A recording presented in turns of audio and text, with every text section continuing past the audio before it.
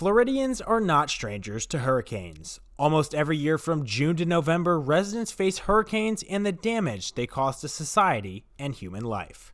Since 1992, 10 hurricanes have made landfall in Florida. All 10 storms had at least 100-mile-per-hour winds at landfall, with 4 out of 10 storms containing winds between 115 and 145 miles per hour. In September, Florida was hit by one of the worst storms in the state's history. Hurricane Ian ravaged the southeast coast of the Sunshine State. When it made landfall in Fort Myers, Ian was a high-intensity Category 4 hurricane. But what made Ian so destructive? The answer? Rapid intensification. This phenomena occurs when a storm increases in strength over a short period of time, leaving the public less time to prepare. But rapid intensification is a new phenomena, which is likely caused by climate change. There's a clear trend in global temperatures, and that rate of increase in global temperatures is out of bounds from anything we've seen in the historical record. So we're warming at a rate that in the past has taken a few tens of thousands of years. We've done it in a little over 100 years. And the warming of the Earth over the past century likely will result in more intense storms in the future.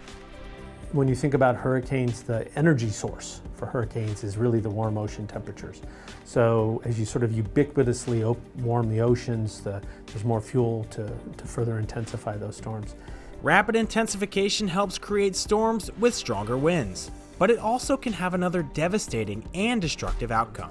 They also seem to have slower forward speed. There's some evidence that they're not moving as fast.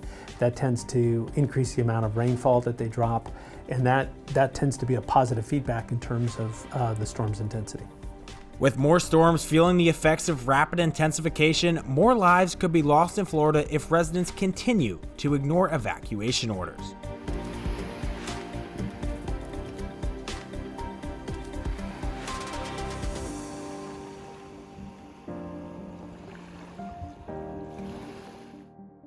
And scientists caution that this may just be the beginning. So, we're seeing, I think already seeing and expect to continue to see, basically an increased rainfall out of hurricanes, all other things being equal. There's a lot of factors that influence how much rain will fall, but if you have the exact same storm now versus 25 years from now, the future hurricane will have more rain in it. We're expecting to see more Category 4 and 5 storms. We're starting to see that. There's more moisture in the atmosphere, so these storms are producing more rainfall. The climate system is warming. That causes a thermal expansion of the oceans. And you can understand that, it's just like a gas. You imagine you heat up a gas, it takes up more space. Heat up the ocean, it's acting like a gas, and it's going to take up more space. That thermal expansion of the oceans means higher sea levels, means when that storm surge comes, weather-related phenomenon associated with hurricanes, it's going to be much worse. I would say the biggest danger that we've seen is on storm surge and flooding and rainfall. Before, about a decade or two ago, the focus was on the wind and how much wind and building structures to withstand the wind. But now we're seeing that even storms like a Category 1, which people feel like, oh, it's just it's not a major storm, there comes a lot of rain with that. Each year, more and more storms will rapidly intensify. And with this phenomenon making the effects of hurricanes even worse, many people are left asking, why do so many people refuse to evacuate? At the heart of one theory is the fear of losing their lives during an evacuation. You always have to remember that evacuation can cost lives.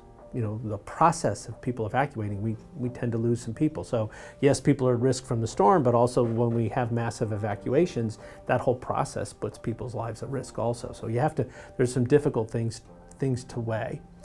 While the fear of losing one's life during an evacuation is one of the many reasons people don't evacuate, some scientists believe people refuse to leave their homes because they don't understand how to interpret hurricane forecasts. People don't have a good grasp on how to interpret the forecasts. And in all honesty, we don't do a good job of presenting the uncertainty in those forecasts. A AAA survey of Florida residents conducted before the 2022 hurricane season supported Dr. Kurtman's statement. A quarter of respondents said they would not evacuate in any circumstance. while 3 and 5 said they would not evacuate unless the storm was a Category 3 or higher. Also, close to half, 44% of respondents said they do not have a hurricane evacuation plan. With rapid intensification affecting more storms, Category 1 and 2 storms could take more lives and cause more damage. And senior tropical cyclone researcher Brian McNulty says many people don't understand hurricanes or hurricane forecasts. But so many people focus just on the track line and where is the center of the storm going to make landfall and that sort of thing.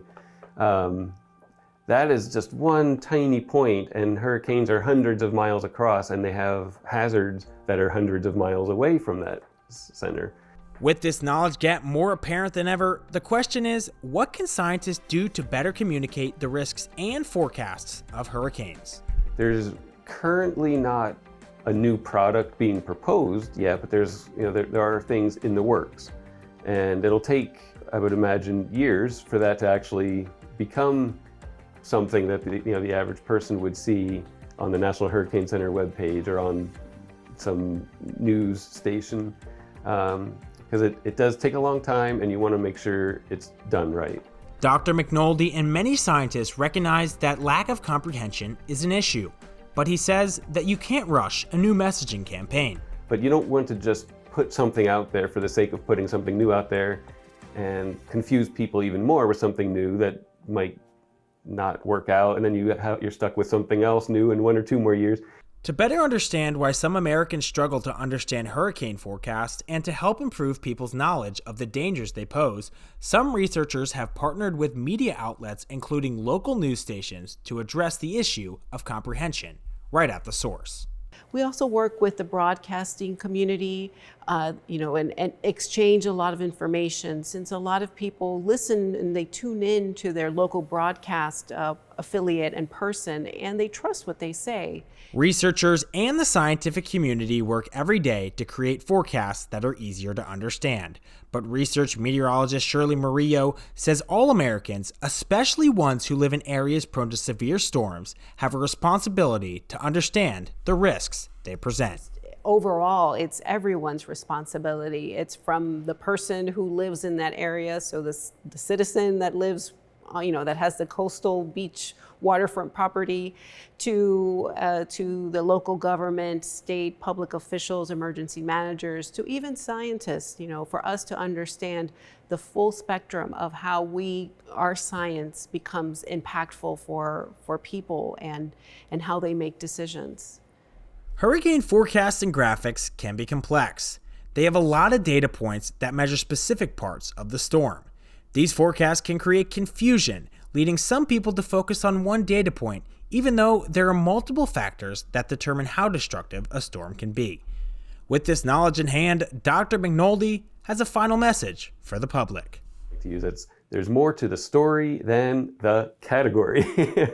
And it relates to all of those things: rain, storm surge, wind, all those that the category rating does not take into account. And maybe they don't realize that a hurricane is evolving and changing. Within hours, things are intensifying or weakening, or the track is changing. And so, I'm hoping that people especially that live in hurricane-prone areas understand hurricanes, and that we as NOAA, we do the best to help people understand what those dangers are. As hurricanes become more destructive and lethal because of climate change, it is critical that people comprehend forecasts and the risks hurricanes pose. Many blame researchers for failing to present information in a way that the general public can understand. But ultimately, citizens must take responsibility and do the research necessary needed to understand the risks hurricanes present to them, their property, their families, and communities. Currently, forecasts might not be as effective as they should be, but with more collaboration between scientists and the public, there is hope that all members of society will be able to decide to evacuate or not to evacuate.